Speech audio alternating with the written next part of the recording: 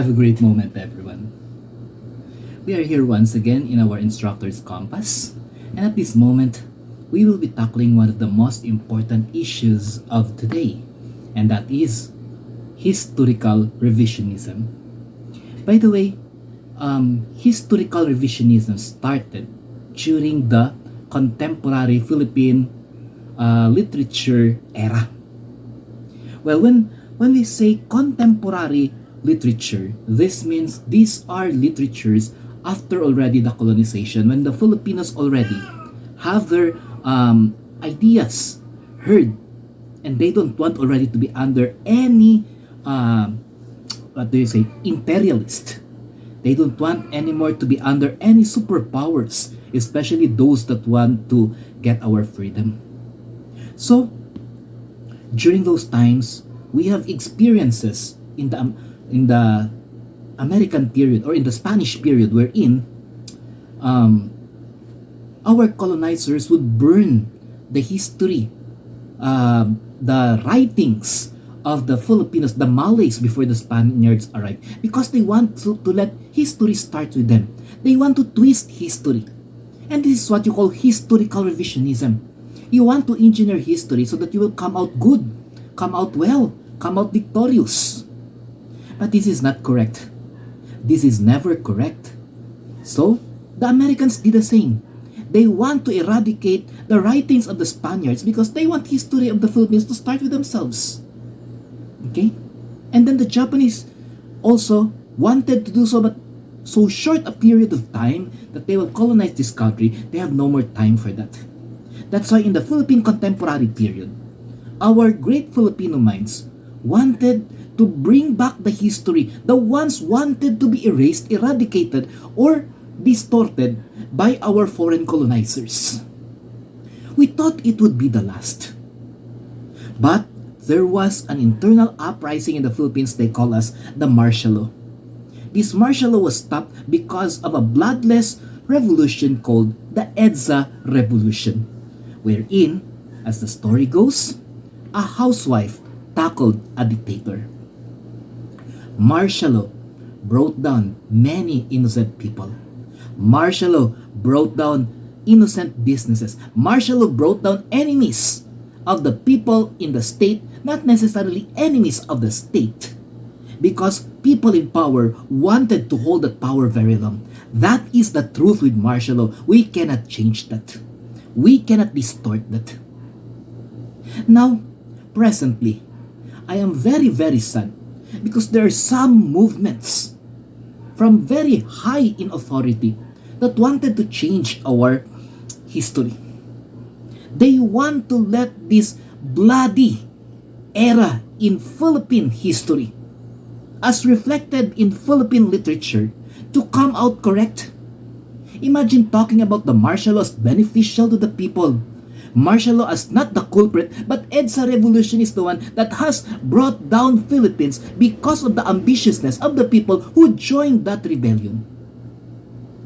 Friends, do not be distorted by the distorted minds. As a history teacher myself, my greatest fear is if some persons would go the distance of changing the facts of our history. Remember that as call a spade, a rock, a rock. Okay? What is white is white, what is black is black. It won't matter if we change or if we will clean the family name of some people who are involved in this martial law, just because we want to put them back in power and to let them appear handsome and beautiful in front of the people. That is not what we need. We want history to be there because history is the only thing that holds us responsible, that we will not do the same errors again. Let us remember that always. History is just like a map. When you're traveling somewhere, if you cannot reach that area, you still have to look at the map. You don't change the map. You don't let a person, okay, just throw another map so that we can reach there. That is not how you use a map. That is not how you use history. That is not how you want literature to reflect the kind of Philippines that we want now and the next generations to come. Historical revisionism is the greatest threat to our freedom. Yes, we may be free people, but our minds are colonized. Our minds are imperialized. Our minds are being played by some people who wanted to change history because they wanted to clean their name, because they wanted things in history to appear good.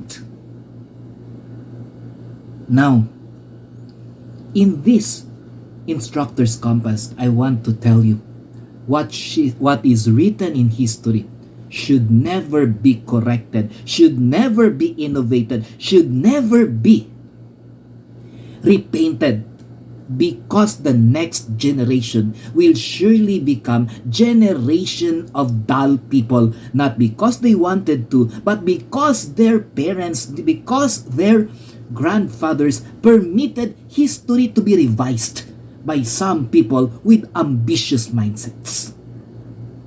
Today, let us help protect our history. Let us help protect our Philippine literature, especially the truths embedded in it, the pains of our forefathers embedded in it, the blood written in poetry, in prose, because they suffered from a martial law, okay? From authoritarianism, from people who have hunger for power in the past. It does not change everything, even if we want to correct people, because lives were already lost. Lives are already buried without sins. We need to let the new generation, the next generation, learn that for them to appreciate history, they should know the truth, and the truth should not be revised. If we will teach something which we know it is wrong, it is in itself a dishonesty on our part. That is why, be guarded against historical revisionism. People of this decade, the past is really bad, but we need to accept its badness, because it's the only thing that will be counteracted and be corrected in the future. If we will revise the past as good, then the future will not know what to do, or will have the tendency of doing bad again. Friends, historical revisionism is the cancer of Philippine history. Historical revisionism is a terminal threat to Philippine literature. Now, we are studying Philippine contemporary literature. You know your leaders in this era suffered to write what is correct, to write what is the truth. Let it be that their lives will not be placed out, their lives lost, their lives murdered, their lives threatened, will not be put to waste just because other people wanted to rewrite our history. Once again, this is Mentor Noy Gonzaga, a Philippine history teacher for almost 22 years. From the bottom of my heart, please help protect our history from people who wants to revise. We are against historical revisionism. God bless the Philippines. God bless the Filipinos. God bless the future who will know the truth about real Philippine history. Thy will be done, Lord. See you again in the next Instructor's Compass.